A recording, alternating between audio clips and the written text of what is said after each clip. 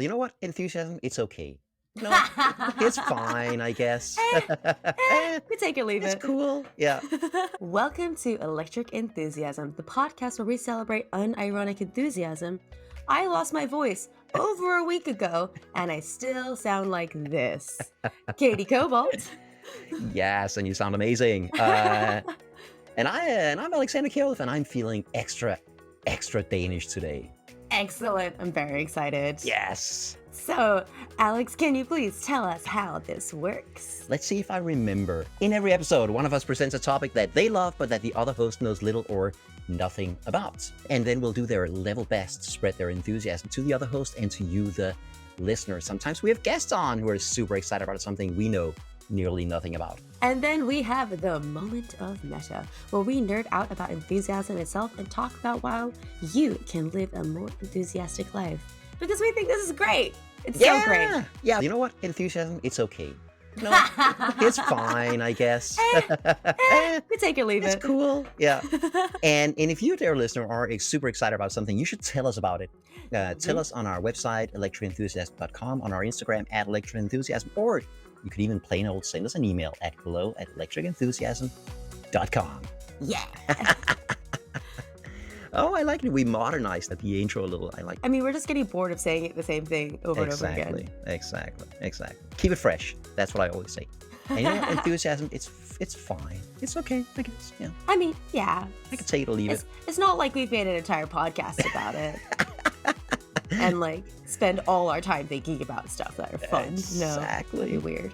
You know what I thought when we started doing this? I was like, I wonder when we're going to run out of topics. This is let me check, 31st? Yeah. 31st episode. I have plenty left in the tank.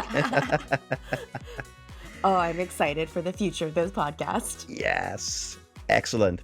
In this episode, we are talking about Lise Nørgaard.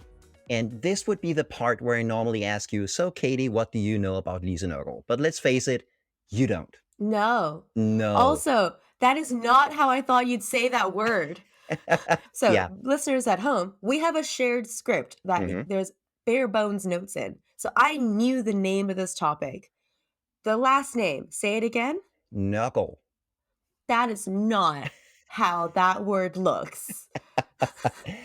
Like we've talked about before, Danish is weird. How would you pronounce it? Nørgaard. Yeah, so here's the thing. There's a double A at the end. Yes. And a double A in Danish turns into an O, which makes it a gård and not a guard. But you have an O. You already have an O in your language. And now we have an extra one. You can never have enough O's in your language. I don't know what to tell you. Danish is freaking weird, okay? Oh, God. Yeah, Lise Nørgaard. Nova. That's close. Where's the D in the gone? Why is there no D? It's gone. It's not. Just ignore some letters. You don't need it anymore. D's at the end of the words in Danish, we just pretend those don't exist. So instead of asking you what you know about Lise Nørgaard, I'm going to give you the alternative multiple choice. Yeah, I love this game. So Lise Nørgaard, she's amazing. She was born in 1917. She's 104 years old. I'm going to give you three options. Is she A, a tireless advocate for women's rights? Is she B, a journalist, international correspondent, and advice columnist? Or is she C, an author who's written several novels, movies, and the best damn Danish television show ever? Option D, all of the above? Yes! You saw right through that one, didn't you, Kate? I was just like, I want all of them. They're all great. I want all of them to be true. And she is exactly all three. She is phenomenal. She is cultured, educated. She's eloquent. She's a fantastic writer. She's so funny. And she's a total badass. There are a lot of pictures of Lise Nørgaard looking, elegant and suave and intellectual. I'm putting my favorite picture of Lise Nørgaard in the script.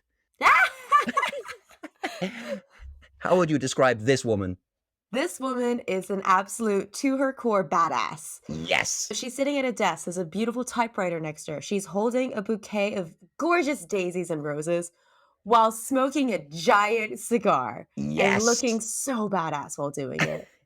This Oh, woman it's ran out of gorgeous. fucks to give a long, long time ago. And Yes. she has lived the most amazing life, and she has made a huge difference in Denmark.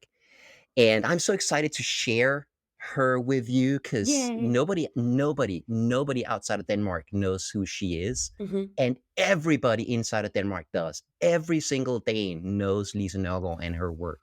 I love me a local hero. I'm Yes. so excited. I want to know more about her. Can you start with the facts first? What exactly should a person know about Lisa Nørgaard? Knuckle. Norgal. Knuckle. Norgal. Knuckle. Knuckle. It's early. It's so It's early. I know, I know. Like I said, she was born in 1917. It's only 2 years after women get the right to vote in Denmark. They got that right in 1915 when the constitution was changed. So she is born into a society that is changing, it is improving, but it's still inherently sexist and racist Mhm. in so many ways. And my enthusiasm for Lise Nørgaard is fairly new. Oh, I've yay. always known of her existence. I had no idea how awesome she actually is. Yay. And in a secondhand store, I came upon her two autobiographies. The first one is her childhood, it's called Just a Girl.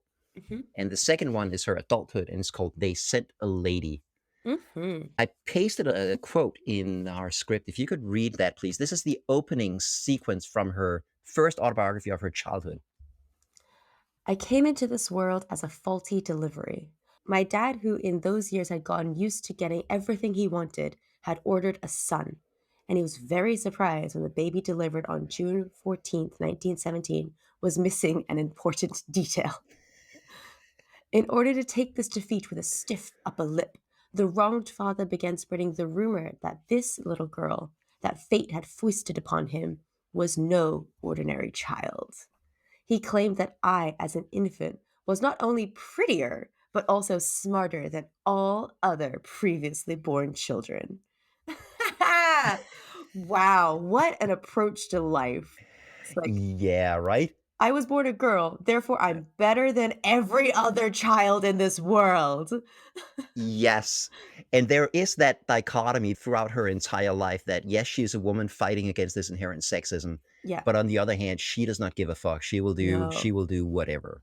yeah. That runs throughout her life. Well, it sounds like her father started her early with a level of self confidence that is to be unrivaled. Yes, and she talks about her home life was like a constant exam where Mm, she's being drilled on multiplications and sums and woof. English and German. So she was expected to be smart. Yeah. I was just gonna say, did she have any siblings? Yes, she had a sister, And younger? Older? older sister. Ah, so she was the second born and they were hoping for a boy. Yes. Ah, okay. Yeah. At 18 years old, she decides not to go to high school. Instead, she gets a job as an intern at a Danish newspaper. This is in Roskilde, where she is from. That changes her life. It ignites her lifelong passion for writing Yes. and for advancing social causes through her writing. Mhm. She is also, in her career as an intern in this newspaper, dealing with constant sexism, Mm. like implied sexism. She goes to report from a meeting in this town in Roskilde, and somebody says, we asked for a reporter and they sent a lady, hence the title of her second Ah, autobiography. Yeah. yes. It happens over and over and over. And she's the kind of person where when something like that happens, she's, you know what? No, I'm not going to take this. I'm going to fix this. I'm going to change this. Resistance just makes her even more stubborn. Mm, She becomes a force in changing these attitudes. that's amazing. Yeah, not at first, though. She describes the traditional role of womanhood in Denmark at the time, motherhood and being a Mm, wife, that kind of thing. She describes it as a hole that sucks women in. And mhm. she does get sucked into that hole. Uh, Oh. yeah, she marries a man, she's 21 years old, and has 4 kids in rapid succession. Yeah, yeah, exactly. It's not a happy marriage. She's not happy as a mother. She has to give up her job as a journalist. She was quite successful at the time. Yeah. And she becomes incredibly bored with life. Yeah.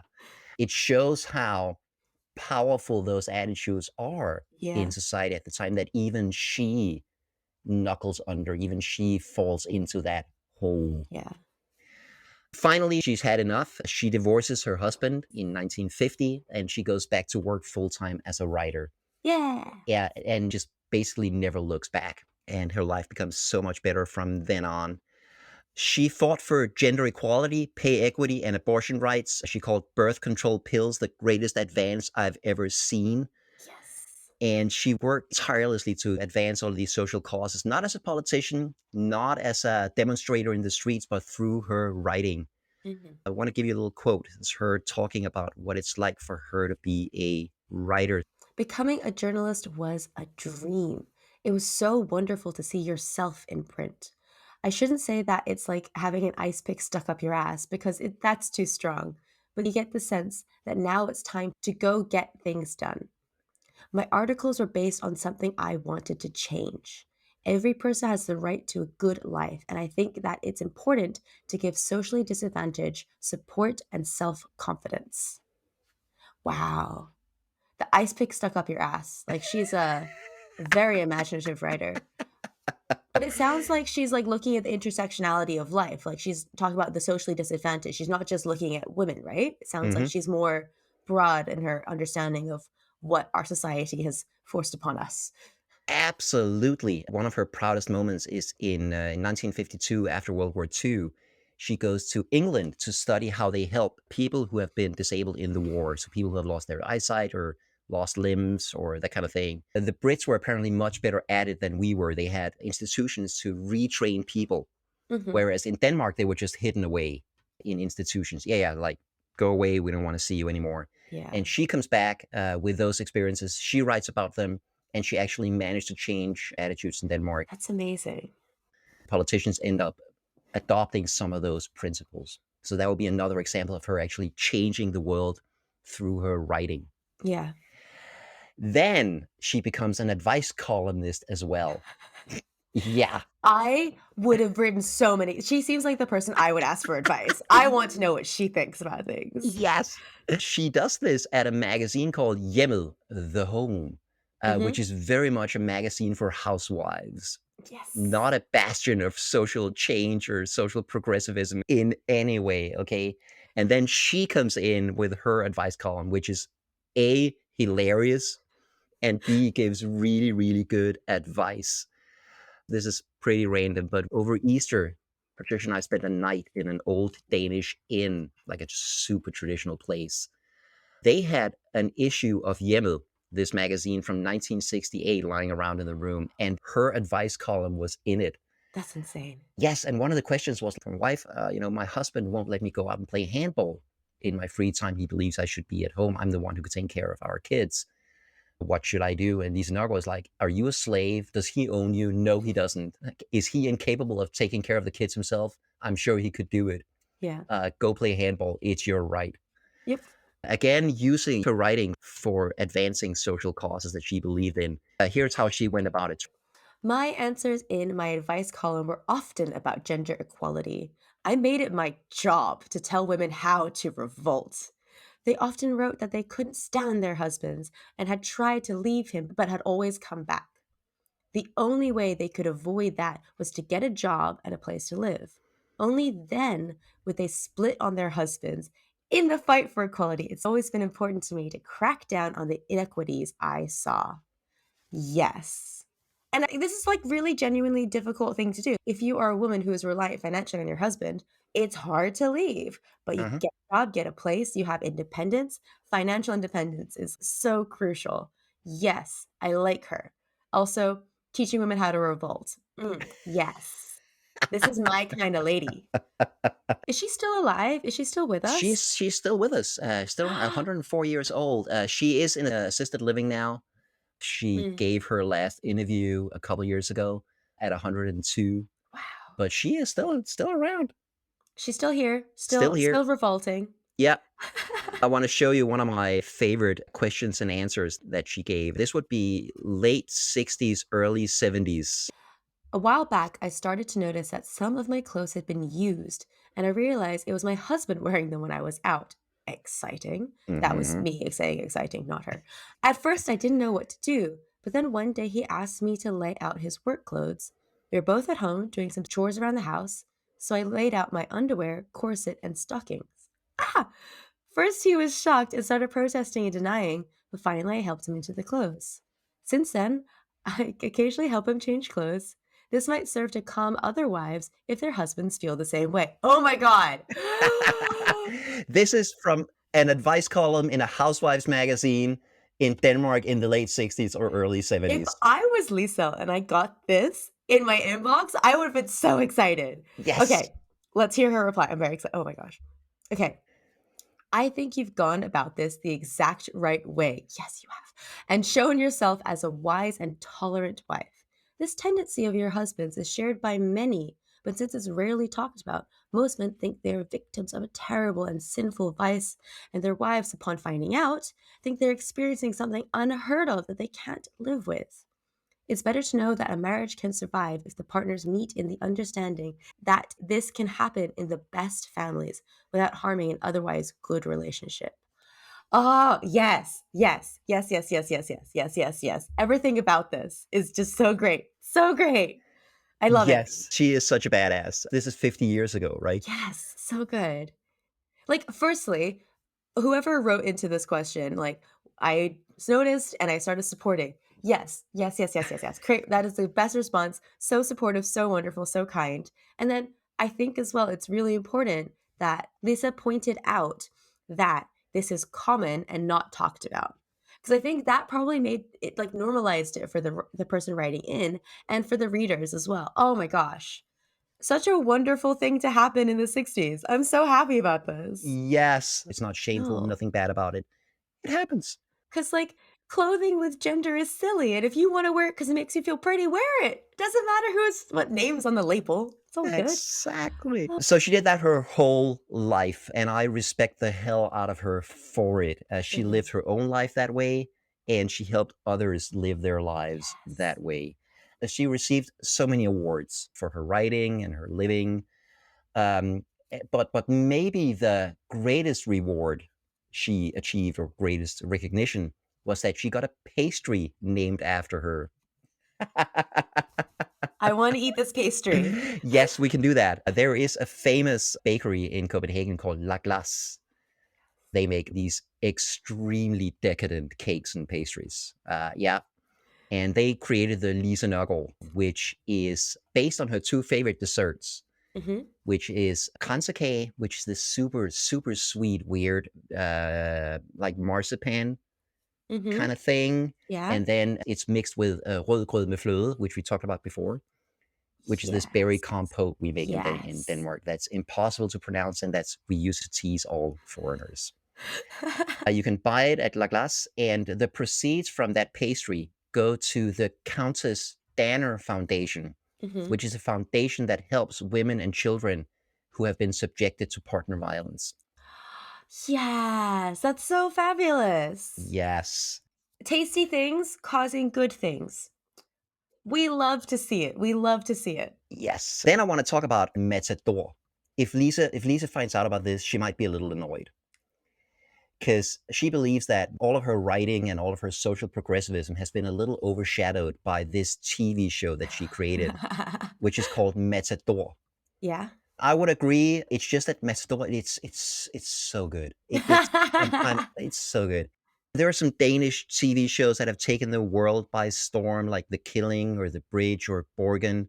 Have you seen any of those at all? Not a single one. You know what? I think they're fine. I think they're somewhat overrated. I Mm. tried watching The Bridge and I thought it was dumb.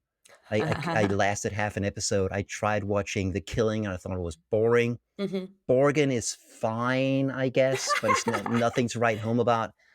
But Matador is amazing. And she is the head writer. She created the whole concept.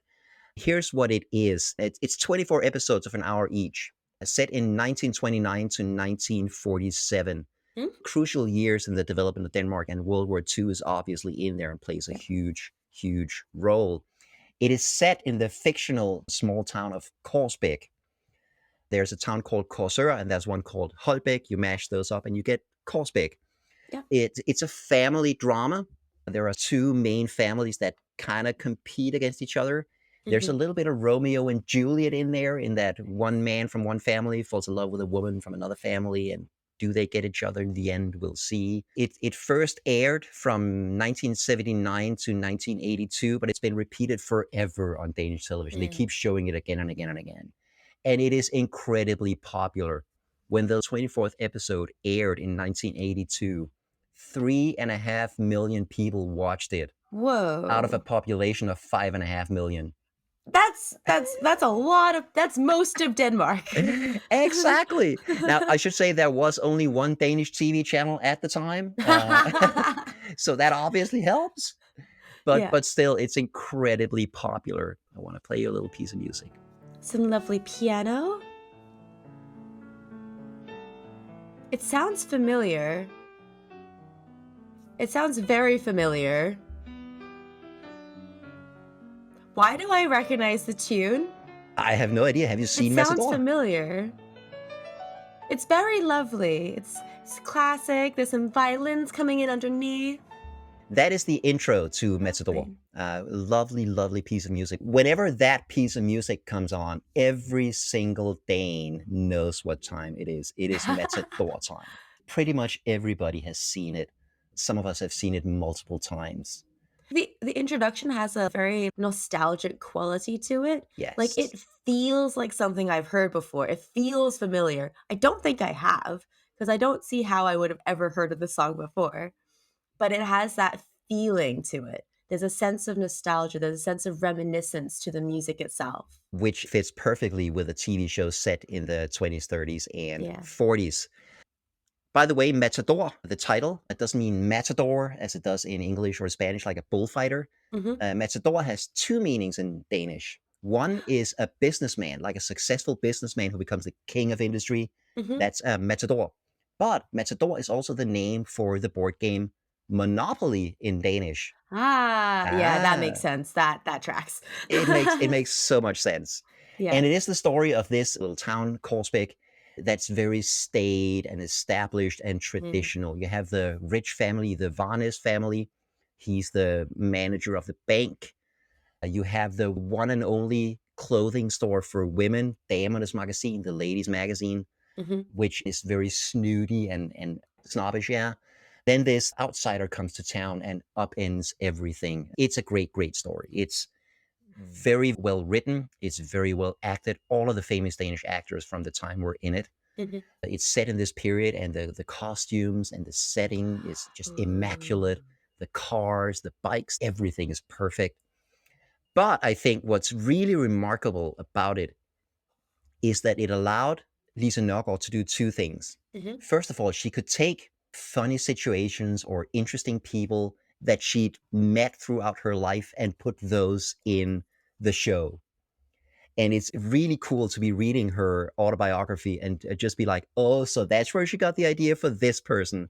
Mhm. And that's where she got the idea for this occurrence. That's just hilarious. She meets a woman from upper society who, whenever something goes wrong, will just go to bed for a couple of days. I'm just done with life. I'm gonna sleep it out for a couple days. Excuse me, excuse me. Exactly. That became one of the defining characteristics of Maud Varnes. Mhm. And whenever something happens that she doesn't like, she'll like, "Jeg går op og lægger mig. I'm gonna go lay down," and then she'll be in bed for a couple of days. So that's amazing. But what this show really allowed her to do, the second thing, is that it allowed her to advocate for ideas and movements that she likes and criticize those that she doesn't. Mm. There are the two families feuding against each other, yes, but more than that, it's the telling of the clash between traditions and modernism in Denmark at the time. Ah, yeah, okay. And it's very, very clear who the good guys are. It's the modernists and not the traditionalists, Yeah. right? I mean, from the little I know about her, from what you've told me, this sounds on brand for her. It sounds like she just found multiple different avenues to teach women how to revolt. Yes, the women in this show do that all the time, Yes. and it is so cool to see. One example of something that she litigates in the show is that in the years leading up to World War II, Danish conservatives loved Hitler. Oh, gross. Gross. That's in the show as well. That got swept under the rug after World War II. Yeah. But a lot of them were like, yeah, that Hitler guy, he's onto something. Uh, Yeah. Another example is just all of these women divorcing their no good husbands or pursuing their careers or living their lives the way they want to do. There's a ton of that in the show as well. that's awesome.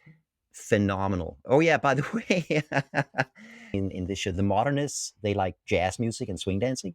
Yeah, I was gonna say, like, when you said the time period, you're like, it's like the World War II time period. I'm like, it's also the development of swing dancing time period, just say.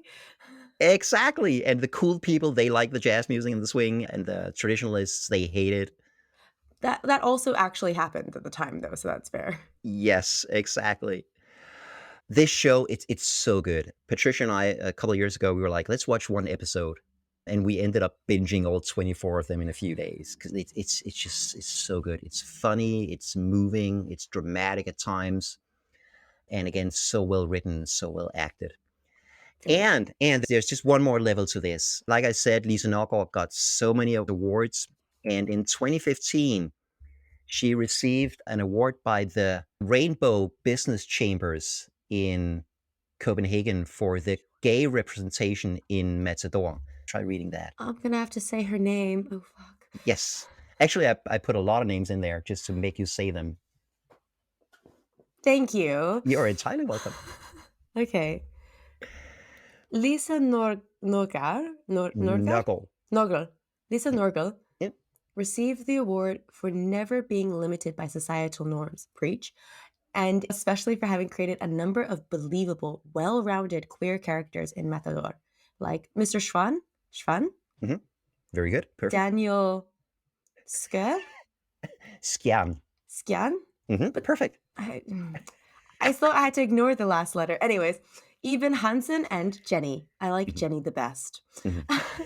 These figures are never caricatures, and there is no doubt that they have helped influence young gay people and their parents and demystify coming out.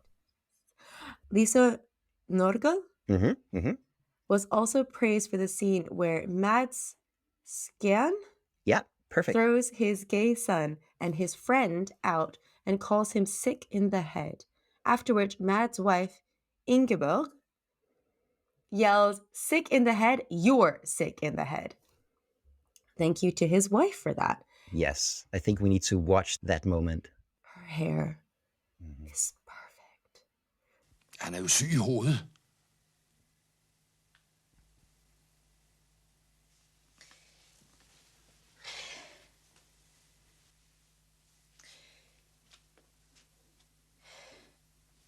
Syg i hovedet?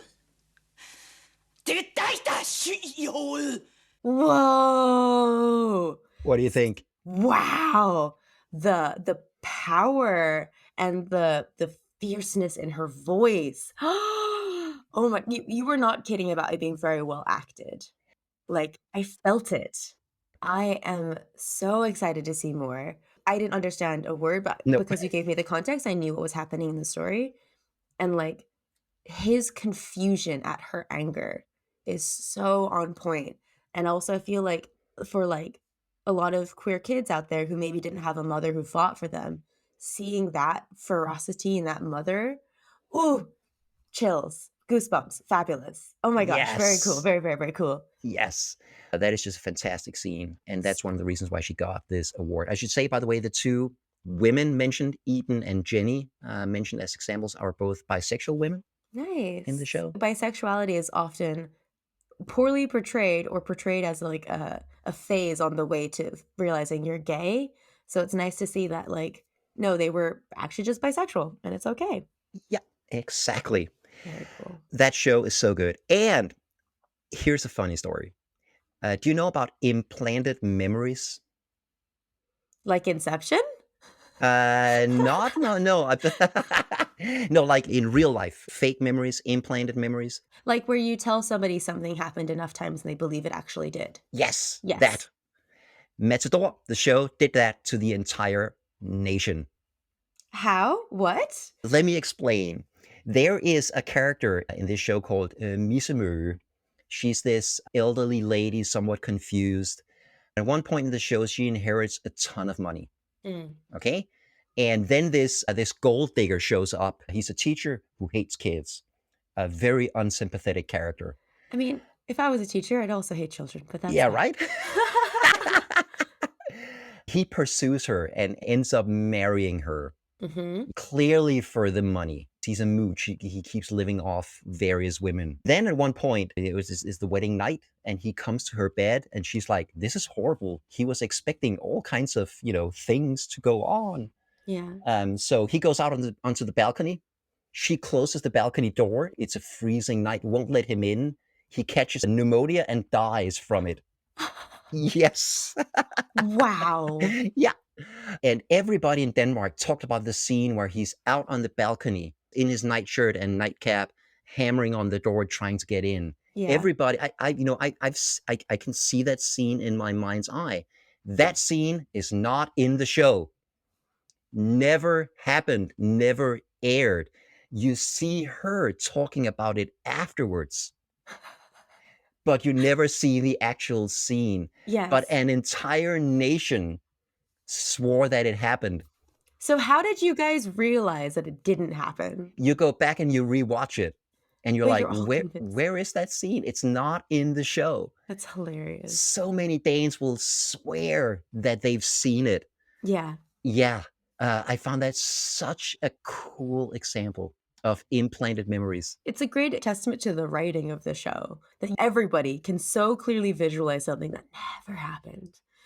Also, it's a little scary, right? Because how unreliable is memory? Absolutely terrible. How much of what you remember actually ever happened? Yeah. Yeah. And how much was just you formed it into a good story. So the story is what you remember, but did it actually happen? That, who knows? Nobody. Exactly. I thought that was just a hilarious example. That's all I had on Lise Nørgaard and her, in my opinion, greatest creation, Matador. Katie, what do you think? I love this woman. She sounds so awesome. It sounds like she's the type of person who found her thing, which was writing, and used that superpower to advance everything that she wanted to in every form. So in journalism, in advice columns, in a TV show. And I think that's so freaking cool to find your superpower and then be like, aha, and now I should use it for everything and for all the good.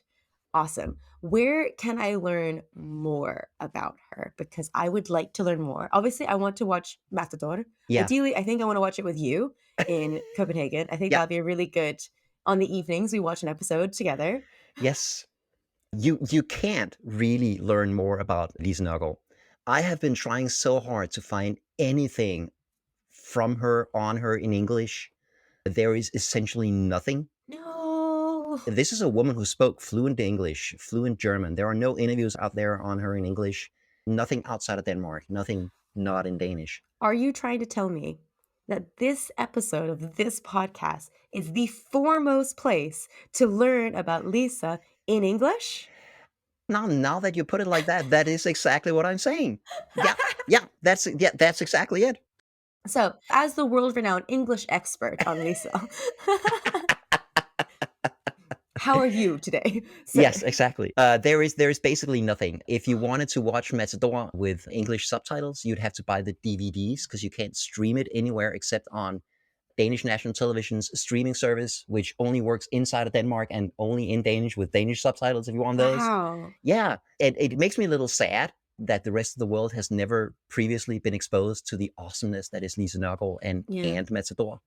But it also makes me extremely enthusiastic because I'm willing to bet, I think I've made this point before, but I'm willing to bet that every country has a person as awesome as Lise Nørgaard, and a show or a book or a movie or something every bit as awesome as Matador that the rest of the world just does not, just not know about. No. And if all of our listeners are super interested and excited about it, maybe we could get something to happen, get some more English language information out there about her. Who knows? Who knows what'll happen? It would be beyond amazing. I feel like getting Matador on a streaming network with English subs is a little bit more achievable. It seems like a no-brainer because it is so good. And with all of the other Danish shows that have made it in the world, this one deserves it more than any of those do. Mm-hmm. So, dear listener, what do you think of Lise Nørgaard? Have you heard about her before? Have you seen Matador by any chance? And if you haven't, what is the Lise Nørgaard or Matador of your home country? Tell us all about it. I'm sure there is one, and we want to hear about them. Go to our website, electricenthusiasm.com, or our Instagram at electricenthusiasm, and leave us a comment. Yes, please. I'm so excited to learn more about the local heroes. Local heroes. Okay, you ready for the moment of meta? So ready. So, this moment of meta is I'm going to give you an example of enthusiasm in action and how I used enthusiasm as a force for good this week. Ooh. So, to not go into too much detail, there's a person on YouTube who reviews Lindy Hop dance videos. This person has some pretty sexist and homophobic viewpoints and is not a very good person, in my opinion, for their views. However, they were very complimentary of my dancing very recently. And because of that, a couple people started sending me the video being like, oh my God, look what this person said about you, which is very kind. And I appreciate those people for sending me compliments. I love receiving compliments.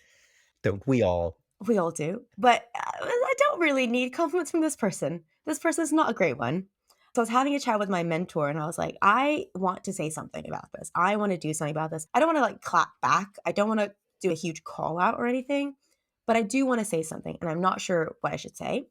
So we brainstormed and we decided I was going to, as we say, wade into the fuckery armed with kindness. So instead of yelling at this person and calling them this, that, and the other, I made a public statement celebrating and being incredibly enthusiastic about gender neutrality in Lindy Hop. Because you know what's amazing? People doing this dance the way that they want to. And honestly, the response has been overwhelmingly beautiful and lovely. And I think that going into this, instead of being like, this person's an asshole and this is why they're terrible, instead of having that approach, but having the approach of, this is exciting. This is beautiful. Seeing people do this dance and expressing themselves in the way that they feel comfortable is so glorious. Aren't we excited about this thing? Let's be enthusiastic and positive and support these people. So I posted it on my stories. I just filled my stories with videos and clips of people doing gender neutral Lindy Hop. And getting this like beautiful reaction where people were like, I'd never seen this person before. I'm so excited I got to see them. Oh, I love Jason's dancing. I'm so excited I got to you shared this video from them. And it's one of those things where I could have gone in with anger. I could have gone in with hate and like, fuck this asshole. But it's so much more wonderful and it's so much more infectious. It's so much more electrifying when you go in with enthusiasm. You go in with joy. You go in with love and kindness. And so I wanted to share this little fable of how you also may want to think about how you can use enthusiasm to be a force for good against the fuckery. I love that so much. What a great way to go about it. We should maybe explain for those who are not, there might be somebody out there listening who's not a Lindy Hopper. Maybe. That in the dance that we love, Lindy Hop, gender roles have been sort of erased a little bit recently. I think there is an argument to be made that traditionally, the idea of like traditional gender roles in like the dance, I think is true to a certain extent, but also no matter what gender you identify as, people have been doing both roles since the beginning. Sure. Like there is video evidence of women leading and men following from the 20s and the 30s and the 40s and the 50s and the 60s and the 70s and the 80s and the 90s and now. This is not anything new. It's not like, oh, it's 2022. Let's be like blah, blah. It's like this has been happening the whole damn time. Like if I want to dance with my friend and my friend is a girl, I'm going to dance with her. Like it's not a big deal.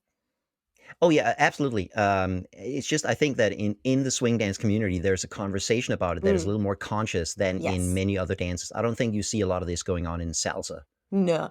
I am, as far as I know, the first man in Copenhagen to take dance classes as a follow. Way! Yeah. Congratulations. I think it's so awesome to go in and be passionately for something as you did there. What came out of it? Any reactions? Any fallout? I have not received any negativity, but I also know how the social internet works. If anyone's going to have a problem with me, they're going to screenshot it and talk about it in a private group chat. That's how that works. Yeah. And so I don't expect to see anything negative on my side. What I really liked about it was I've noticed that in any community, information doesn't get dissipated equally. Like some people know lots and lots of things. Some people know very little things.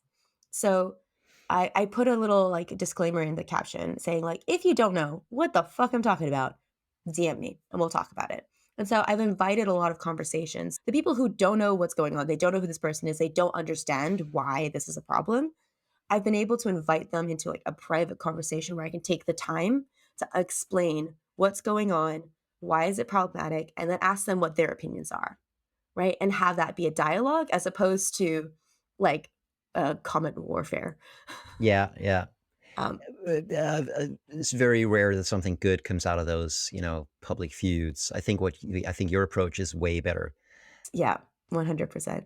So yeah, that was my little moment of meta, a little example of enthusiasm in action. And I just wanted to share. I love that. I love that. If you, dear listener, have ever done something similar, like used enthusiasm to diffuse a conflict instead of, deepening the conflict, we would love to hear about that because I think that is the way to go. We round up from previous episodes. We have something. We should have something? we should take the Steven Universe comment we got. Yes, I got it. Could you read it? Yes. We got a really, really beautiful comment on our Steven Universe episode on the YouTube page. Apparently, YouTube is where all our comments are coming from. This is from the Hoity Toity Badger. Excellent username. Great name. Oh, good. So good. Joke's on you. My favorite song is Here Comes a Thought. Also an excellent song. I love that song. Seriously, though, I love this show as well. It really helped me in accepting myself as a person with my own struggles, opening my eyes to the beauty of human nature and our unique experiences. It really changed how I see life and made me appreciate the people around me and be conscious of the existence of their own struggles. Love and change are two of the major themes of the show, and I really needed that at the time when I started watching. It's not the perfect show. There are flaws, but they're not really as bad or problematic as people blow it up to be. It may seem silly, but the music also brought me closer to my friends and sister. If one of us would hum a song, eventually the rest would sing along, and before you know it, we're having a mini concert. My friends and I used to go to the cafe by the school and never had a lot of customers, so we'd pick a pretty secluded table, order a lot of snacks, and then one of us would turn on the tunes, talk about our day, and connect over the music. Those days are one of my dearest memories. I really enjoyed this discussion, and I think your message is pretty admirable, and I can't wait to discover more stuff through this channel. It's clear both of you have good taste and a good dynamic. Subbed. Heart.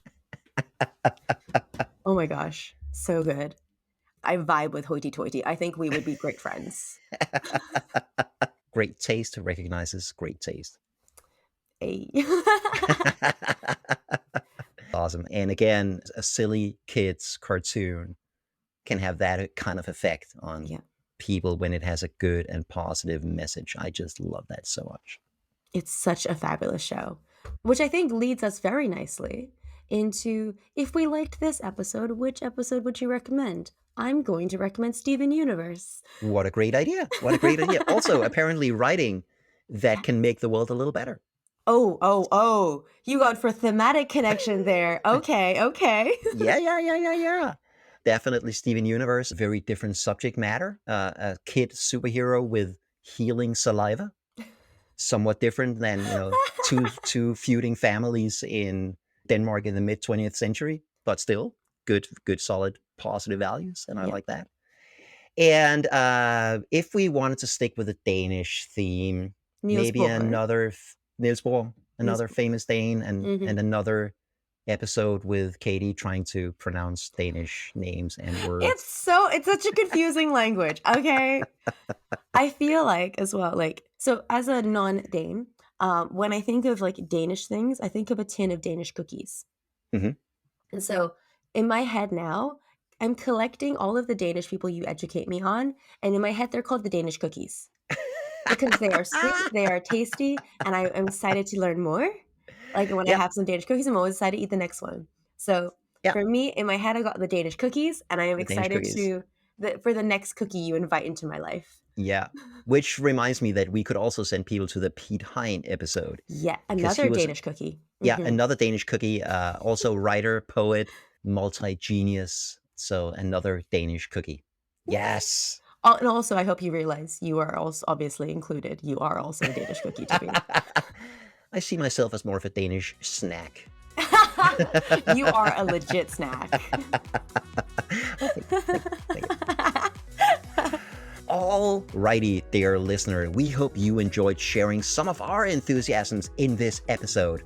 Please visit our website, electricenthusiasm.com, or find us on Instagram @electricenthusiasm to discover more episodes or leave a comment. And now, dear listener, make it your job to tell women how to revolt. I love her so much. She's so cool.